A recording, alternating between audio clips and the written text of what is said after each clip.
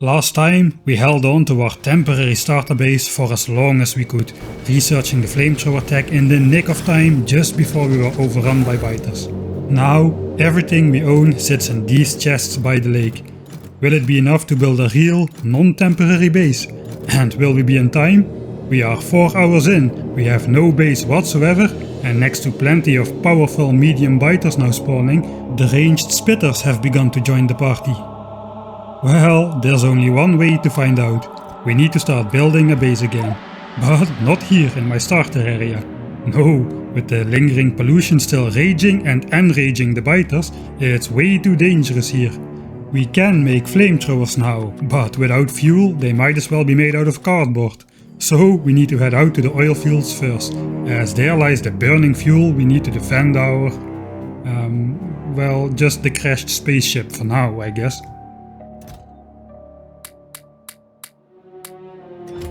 On the way, a surprise awaits us. Remember the expansion party heading out east earlier? Yeah, little Johnny has returned to our world again, and in this playthrough there won't be any accidents leading to his unfortunate death. Here we show off the horrible and frightening truth of this playthrough. We attack Johnny with all we got, but does he even notice it? Who's to say, he seems too caught up and is overjoyed greeting us. We do absolutely zero damage to him, so we have no other choice but to welcome back little Johnny in our world yet again.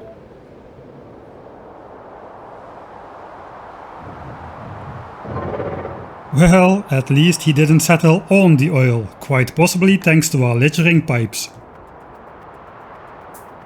So we set up a little oil outpost, including its own miniature power plant, so we start producing oil right away.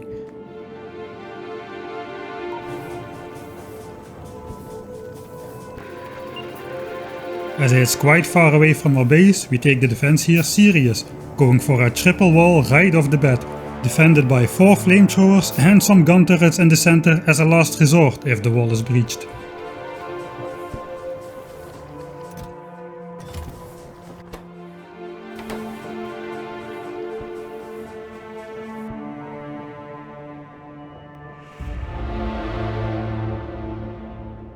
We then pipe the oil back to our starting area, steering clear of little Johnny.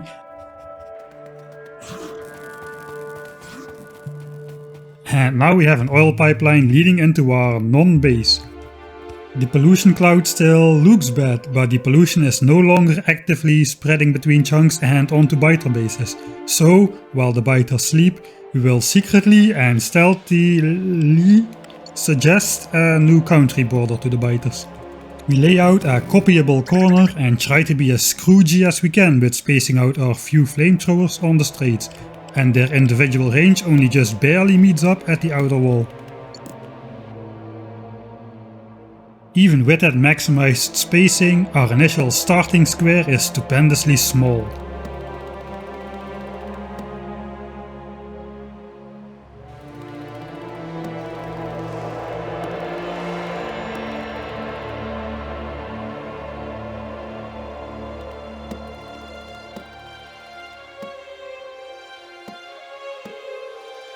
Even with that maximized spacing, our initial starting square is stupendously small. It barely encompasses the 4 starter ore patches, with hardly any space to build anything. Meanwhile, the first attack comes in. Not on our base, but on the oil outpost, as that's the only place where we are currently producing pollution. The first attack is small and doesn't do much damage, but over time, without bots to repair the walls, they will slowly crumble away at it faster and faster. The oil fields' oil tanks are almost full, so we connect some in our base, then take all of our remaining walls and start encircling our square.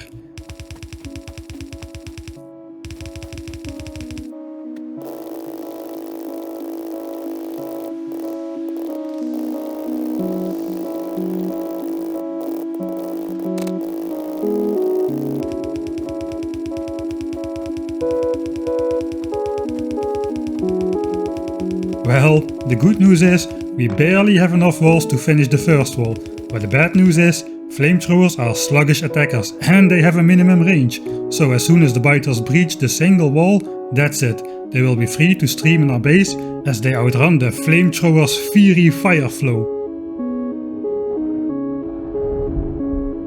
And with no second line of defense, we'll be done for.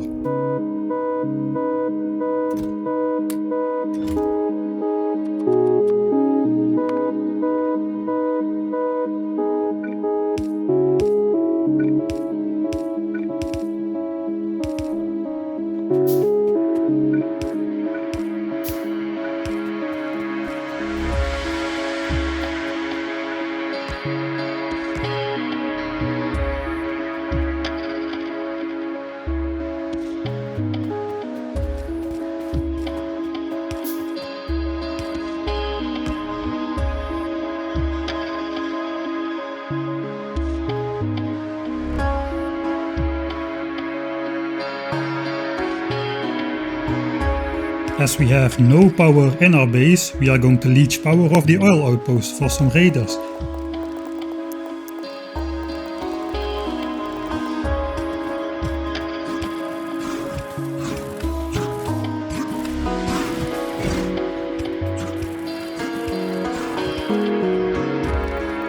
And after doing the dance with Little Johnny, we connect the power. Well, so we think, but Little Johnny distracted us enough to miss a couple cable connections behind him. Anyway, we refuel and expand the oil power plant.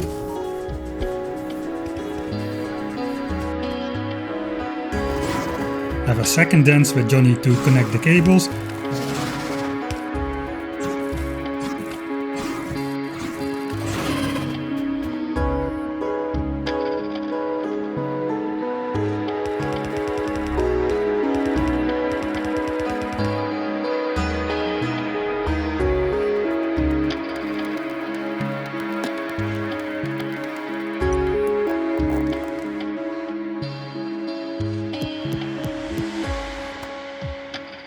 And eventually we end up with this. 16 flamethrowers barely defending some single-walled, stupidly small square starter soil.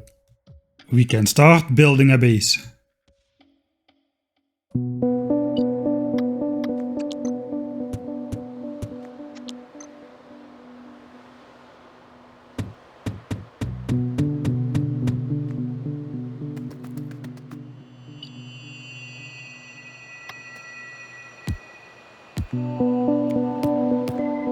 Now, in contrary of a normal situation where I'd start mining from the rich center of the ore patch, we are so tight on space that I will be mining away at the edges of the ore patches first, with some temporary miners. Every square meter of space we can reclaim is valuable to us.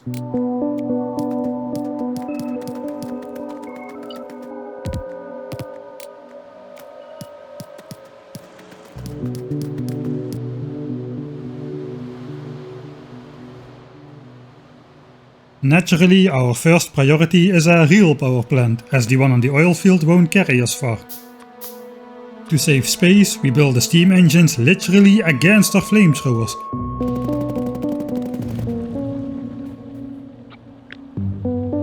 And we'll even put the second line of steam engines in the danger zone.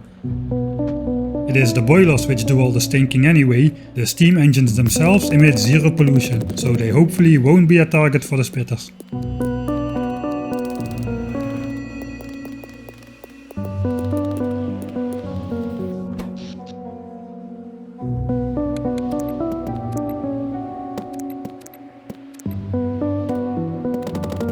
And after figuring out the best configuration for the coal mine, we connect it to the boilers and we have power.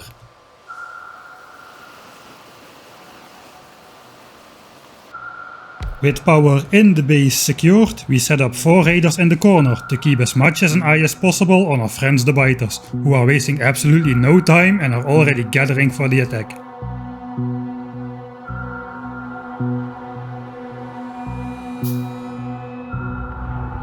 And indeed, they get plenty of time to get some gnaws in at the wall before the flamethrower fire catches up to them.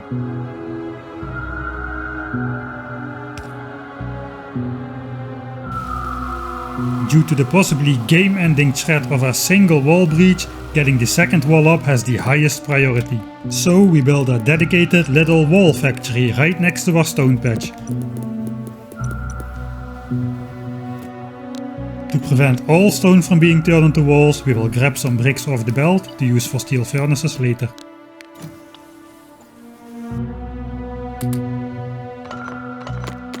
Meanwhile, the iron ore edges are starting to run out, and we add some chests to the remaining miners to speed up the process. The biters specifically attack the weakest point in my wall. What is this, rampant? Anyway, the attack groups are quickly starting to increase in size now. We set up some more temporary iron, and by building the miners in the final location, it will be easy to clean up once we have a real furnace stack set up. We can just rotate the miners back so they'll output on the belt.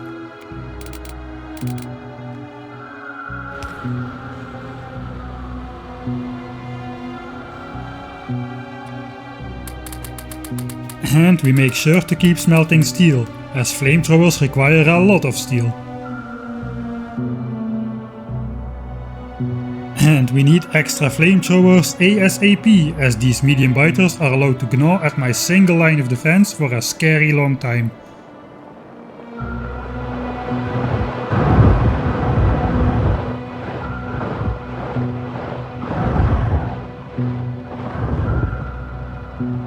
One biter single-handedly took the wall down from shiny brand new to less than half hit points remaining. The very next attack could break through already.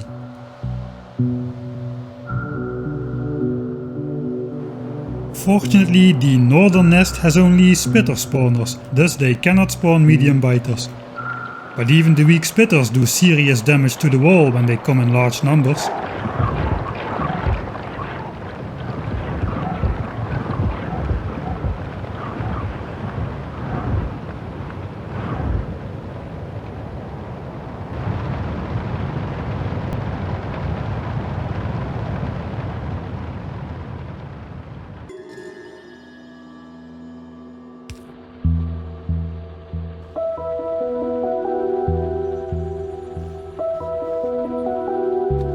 Well, I ain't got the resources yet to do much about it, so I set up a temporary copper mine on the left side of the ore patch, trying to clear the edges of the ore again to make more space available for my future furnace area. At least the oil tanks are fairly full.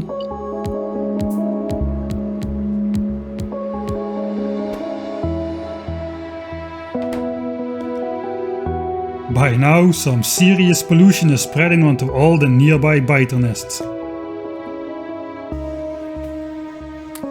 Yeah, forget about those bricks for shiny furnaces, everything goes into walls first.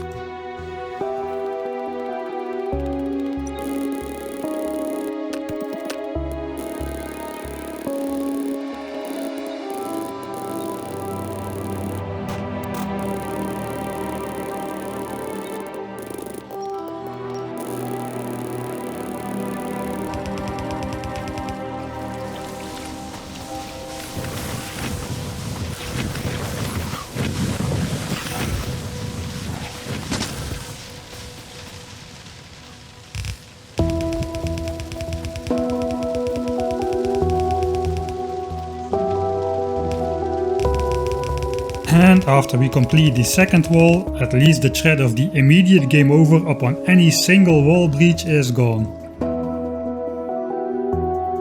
But of course, the biters are still evolving and getting stronger by the minute, while we are not making any scientific progress at all.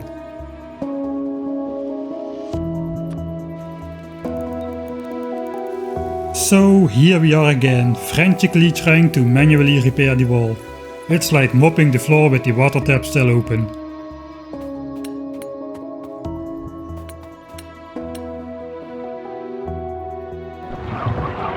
Hey, I just fixed that. Hey!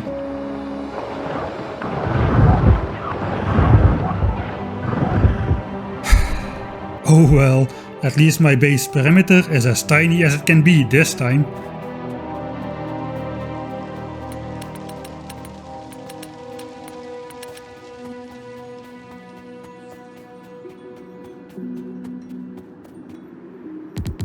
Hey, temporary assemblers for intermediates, the sign of some real starter base production. Of course, most people build these like 15 minutes into the game, not after effing 5.5 hours. And these resources aren't even for building a base. Nope, we're just a single flamethrower to defend against the rapidly growing biter attack groups. We need to fill in more flamethrowers first. One of my favorite tricks for items with long crafting times, like indeed flamethrowers, is just shift clicking resources in and out of each assembler, to make them all craft one flamethrower at a time.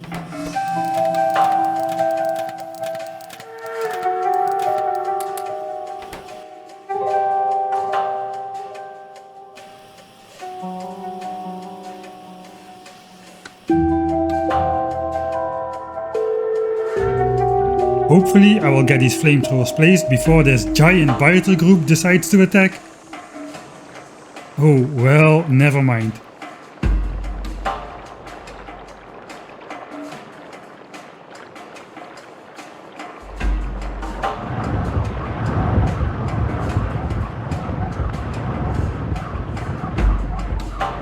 Fortunately they go for the jagged corner where there are 2 flamethrowers defending.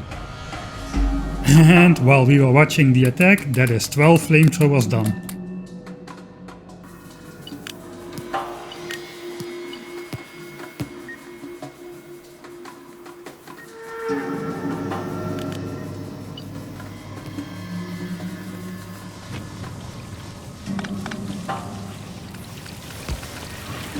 And that already looks much better.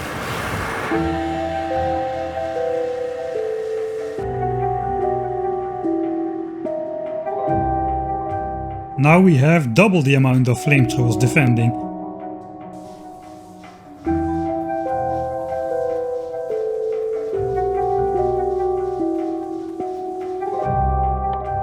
Now we have a slightly more adequate defense, we can finally start thinking about building a base.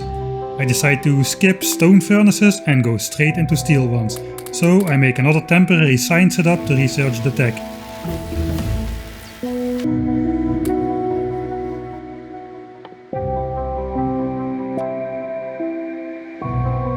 But even without a real base, pollution is raging like a madman already, and checking the pollution stats, the biters will be sending about 100 enemies per minute my way. The plan to create a little bit more space worked, as all the edges have been fully mined. And we are left with a nice, squarish iron ore patch.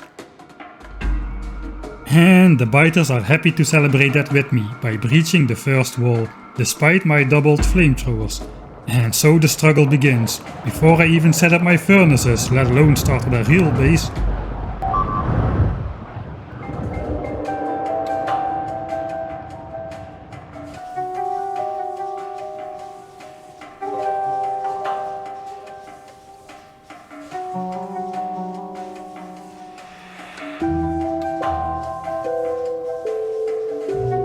Well, part of the problem is just me. You don't need steel power poles to build a furnace stack, especially on a challenge like this, but I have my reasons. They may not be good reasons, but I have them anyway. Anyway, after some more breaches, we start on the first of our time-consuming repair loops.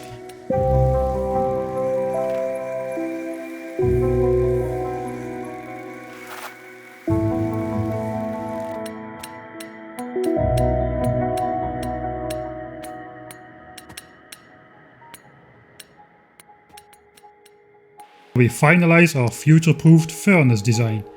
Once the starter ore patches run out, we can expand the furnace area over the former starter ore patches to achieve a more endgame worthy amount of production.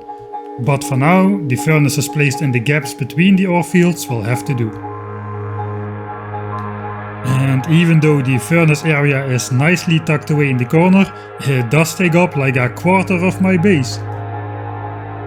With the future furnace planning and alignment complete, for now we can reduce the furnace stacks to 2 yellow belts of iron and a yellow belt of copper. It's not like our mines can produce enough ore to satisfy even those.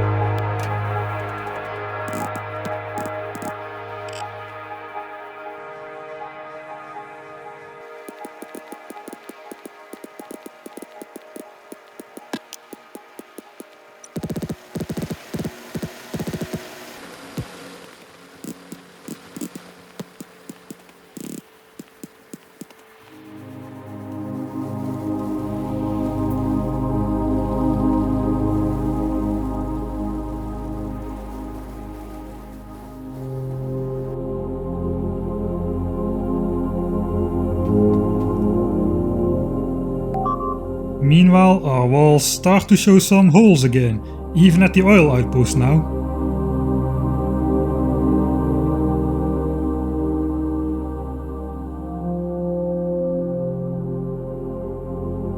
Anyway, the steel smeltery will be left of the iron column, but since the iron ore patch is still in the way, we will start from the bottom up.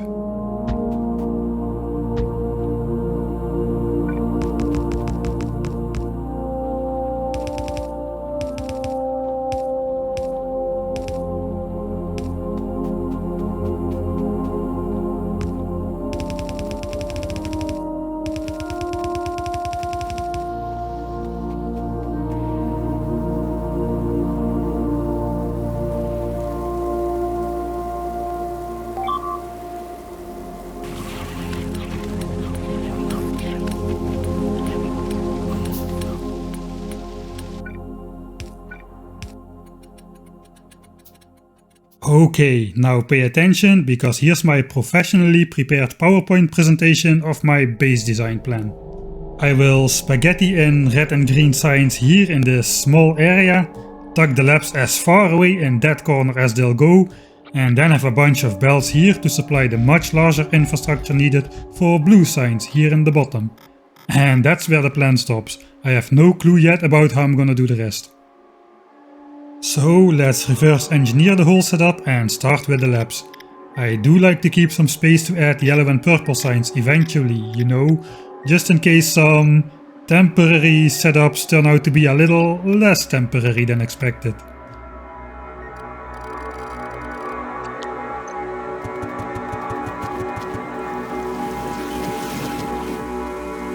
Anyway, next up are the signs assemblers. And since we need one less red than green, it all fits neatly under this suspiciously conveniently formed cliff. That is, for as far as you can call cliffs convenient.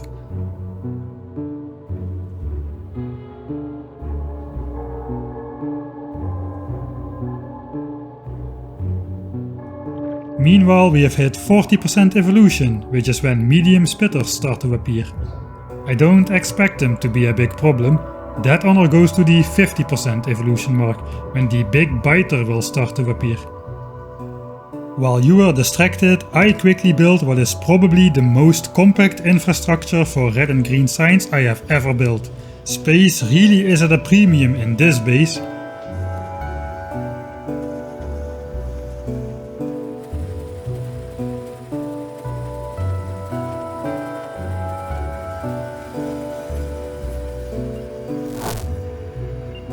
Well, it works, but it turns out we need more gears for red signs, so let's remedy that by using this OG underground bell trick to pass on only the iron gears. And there you have it, a full 24 lap red-green sign setup tucked against the back of a coal mine, under a cliff and squeezed against the flamethrower defense.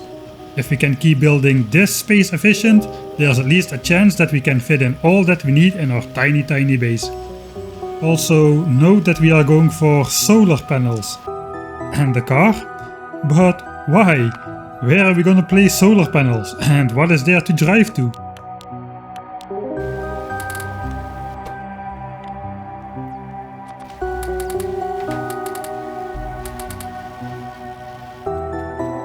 Well, anyway, we can now also clean up the copper mine and cover it completely and neatly.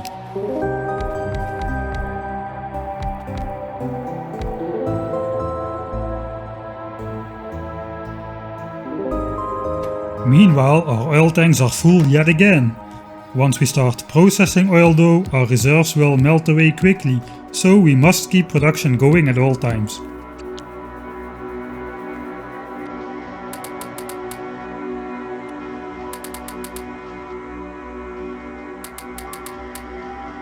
So we make 120 solar panels and a stack of radars.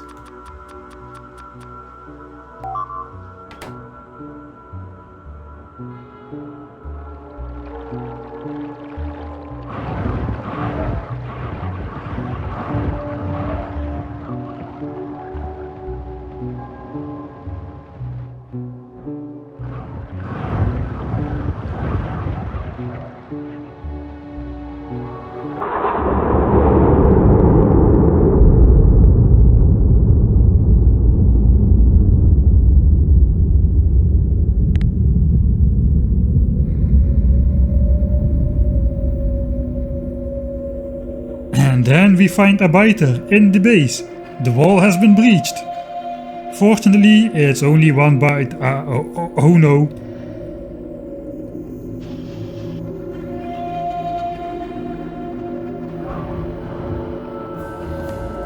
Fortunately, it's only 4 medium biters.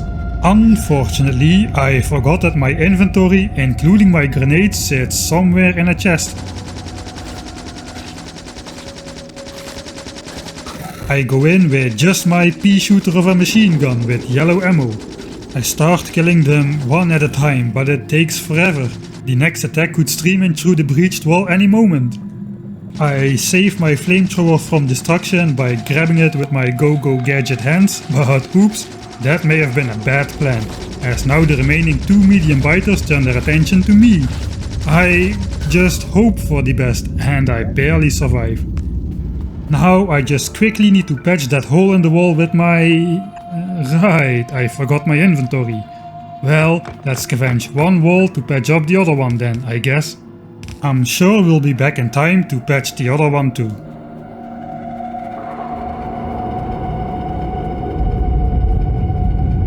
And we are.